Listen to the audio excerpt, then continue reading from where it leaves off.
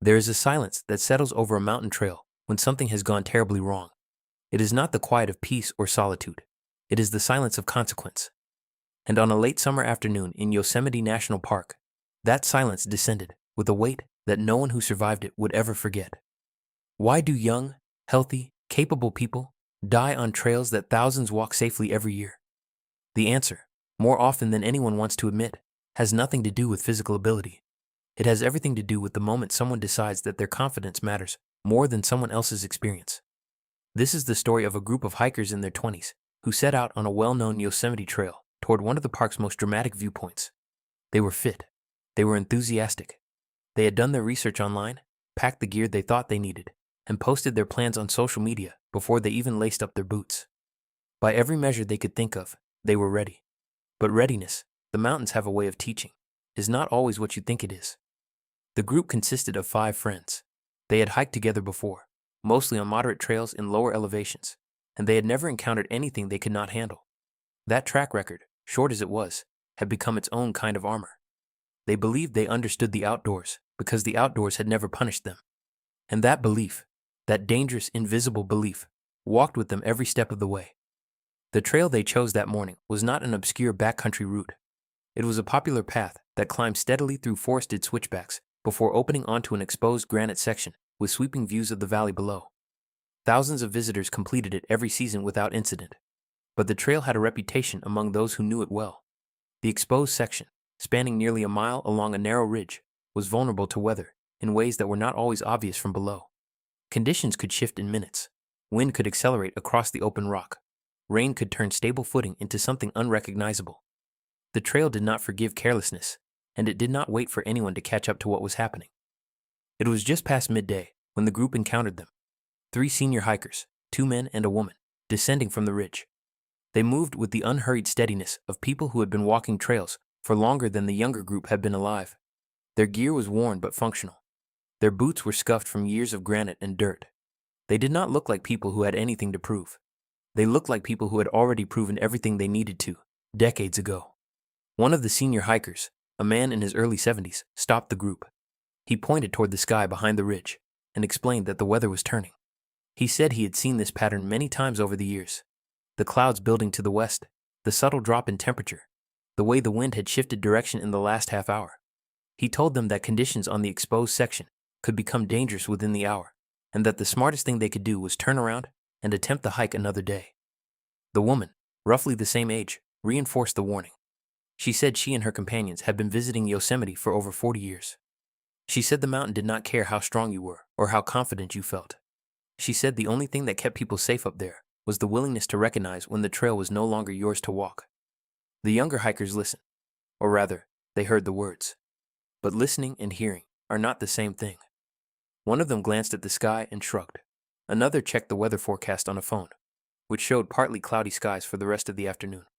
A third said something about the seniors being overly cautious, a product of their age rather than their knowledge. There were polite smiles. There were thank yous that carried no weight. And then the group moved on, continuing upward, while the 3 older hikers watched them go.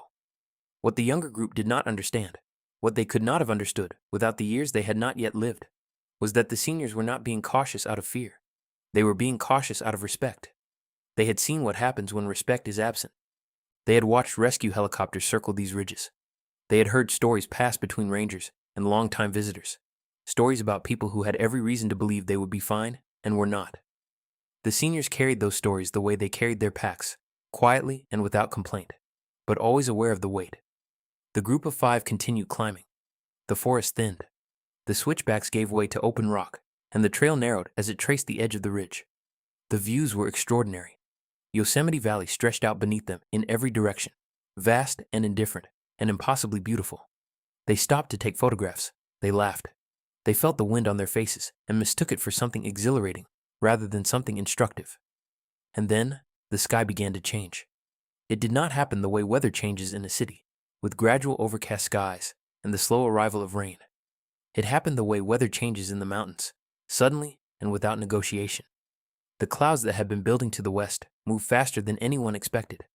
The temperature dropped sharply.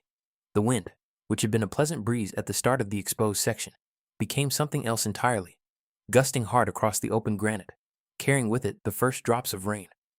Within 15 minutes, the conditions on the ridge had transformed.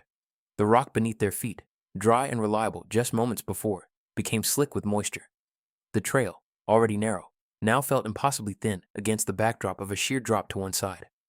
Visibility decreased as clouds rolled across the ridge, wrapping the group in a disorienting gray that made it difficult to see more than 30 feet ahead. They should have stopped. They should have crouched low against the rock and waited. They should have done any number of things that experienced hikers know to do when the mountain tells you it is no longer safe. But stopping felt like admitting something they were not prepared to admit. So they pressed forward, hoping to reach the viewpoint and begin their descent on the other side, where the trail widened and dropped back into the trees. It was on the narrow section of the ridge that it happened.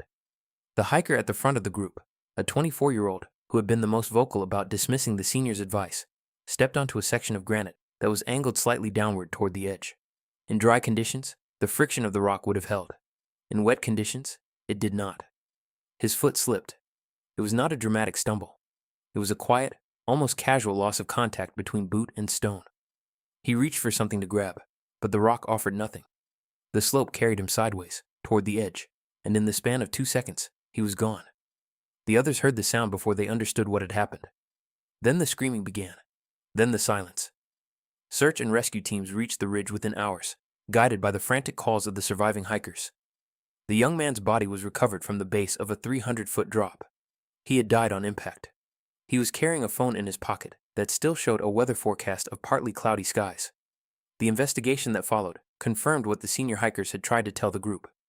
The weather pattern that afternoon was consistent with a well-known phenomenon in the Sierra Nevada, where conditions on exposed ridges can deteriorate rapidly, even when lower elevation forecasts show no cause for concern. Park rangers noted that the senior hikers had reported the changing conditions at a trailhead station on their way down, hoping that someone might relay the warning to anyone still heading up. The warning came too late. In the aftermath, the surviving members of the group spoke publicly about what had happened. They did not blame the trail. They did not blame the weather. They blamed themselves. They said they had looked at 3 people who had more knowledge, more experience, and more understanding of that specific environment than they could have accumulated in a lifetime of weekend hikes, and they had decided in a matter of seconds that none of it mattered. They said the hardest part was not the grief, though the grief was enormous. The hardest part was knowing that the answer had been standing right in front of them, wearing scuffed boots and speaking calmly, and they had walked right past it. The senior hikers were never interviewed by name. They did not seek attention. They had done what experienced people do. They shared what they knew, and then they stepped aside. They could not force anyone to listen. No one can. But the lesson left behind on that ridge is one that echoes far beyond Yosemite, far beyond hiking, far beyond any single trail or any single tragedy. It is a lesson about the nature of wisdom itself. Wisdom is not loud. It does not compete for attention. It does not need to prove that it is right. It simply knows, because it has been shaped by years and miles and close calls and quiet observations that no app can replicate and no forecast can replace. The people who have been around the trail the longest are not always the fastest. They are not always the strongest. But they are often the ones who understand something that strength and speed cannot teach. That the mountain does not owe you a safe passage, and that the moment you stop listening to the people who respect it most is the moment you become most vulnerable to its indifference. A young man lost his life on a trail that thousands walk safely every year. He did not die because the trail was too difficult. He did not die because he was unprepared in any way that a checklist could measure. He died because he encountered wisdom, looked it in the eye, and decided it did not apply to him. The ridge is still there. The trail is still open. And somewhere, on any given afternoon, someone is receiving advice from a person who has earned every word of it. The only question that matters, the only question that has ever mattered, is whether they choose to listen.